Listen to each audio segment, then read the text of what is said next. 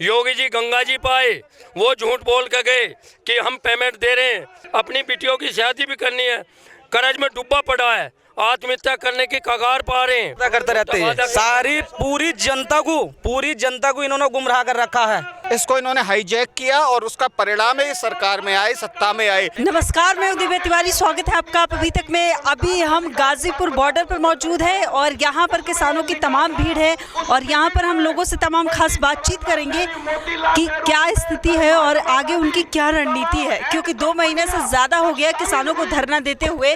कई दौर की बातचीत भी हो चुकी है केंद्र सरकार और किसानों के बीच, लेकिन अभी तक कोई नतीजा नहीं निकला है। अब हम ये बताना चाह रहे हैं कि किसानों का पेमेंट का क्या 14 दिन में कहा था मोदी जी ने, 14 दिन में पेमेंट मिलेगा।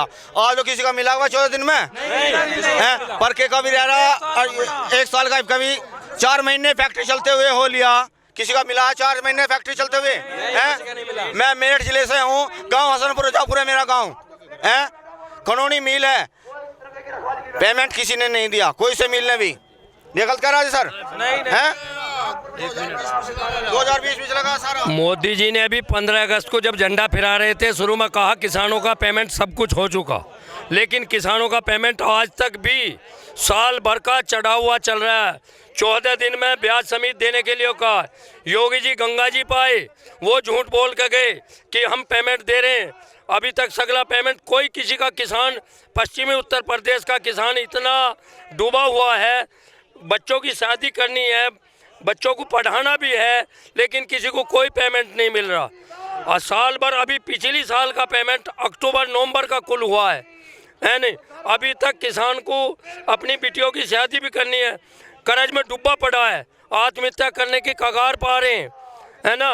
जब तक ये कृषि के झूठ इतने, मोदी जी भी और योगी जी भी, कई बार योगी जी से मिले हम लोग, लेकिन हाँ बस 15 दिनों में पेमेंट हो जाएगा।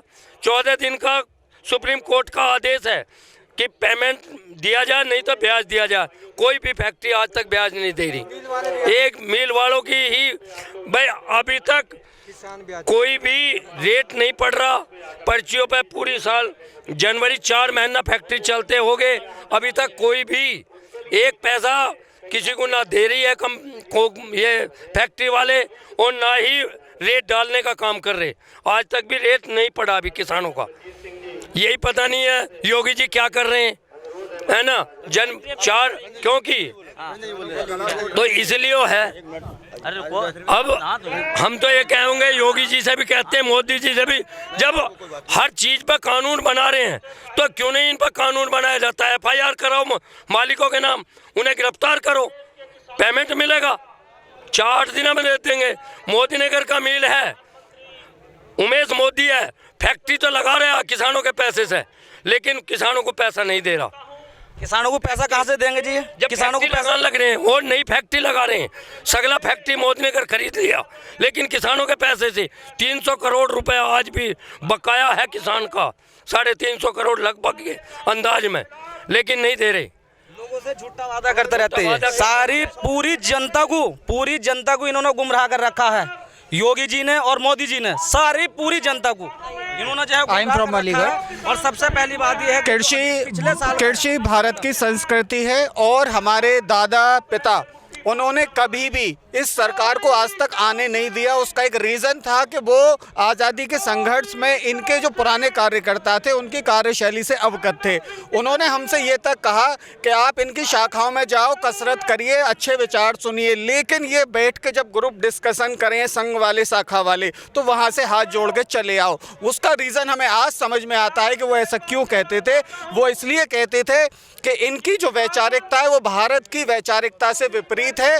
और आज इन्होंने 72वें गणतंत्र दिवस पर इस नई जनरेशन का जो युवा हैं इनका इंतज़ार किया, तैयारी करी, सरस्वती शिशु मंदिर खोले, तमाम ऐसे इंस्टीट्यूशन खोले जहां पर इनकी जो कर्म कांड की शिक्षाएं हुई, और व्हाट्सएप और इनका सबका यूज़ करके ये जो न्यू जनरेशन है इसको इन्होंने हाईजैक किया और उसका परिणाम है सरकार में आए, सत्ता में आए।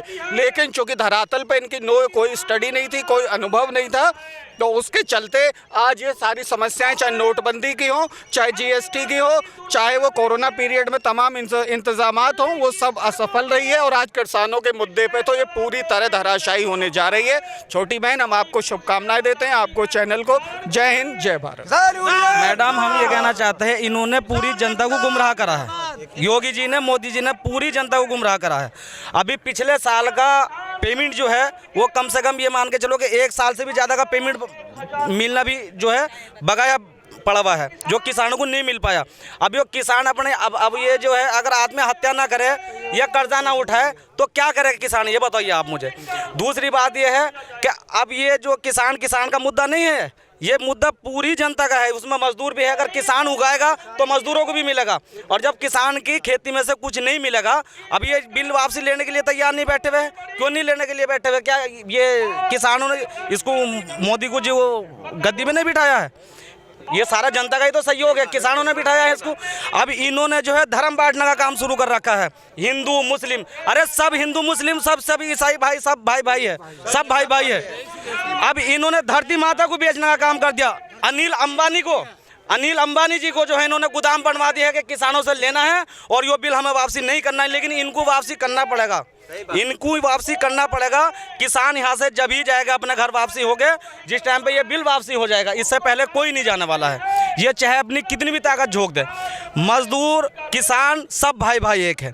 दूसरा ये, अब इन लोगों की क्या राजनीति चल रही है कि भाई फलानी जगह वो चुनाव होने वाला है तो चुनाव की बात रख देते हैं अपनी। अरे जनता को गुमराह मत करो, जो काम करने वाली बात है वो काम पे जो है अपने ध्यान दो। जनता को गुमराह कर रखा है। इसी चीज़ के लिए हम बोलना चाहते हैं, चाहे वो मजदूर हो या किसान हो या कोई भी हो, हम तो यही बात करना चाहते हैं जी। मैडम, हम आज ही आए हैं यहाँ पे। मैं ग्रेटर नोएडा से आया हूँ। बिल्कुल अच्छी गांव है हमारा, धनेश्वर नगर।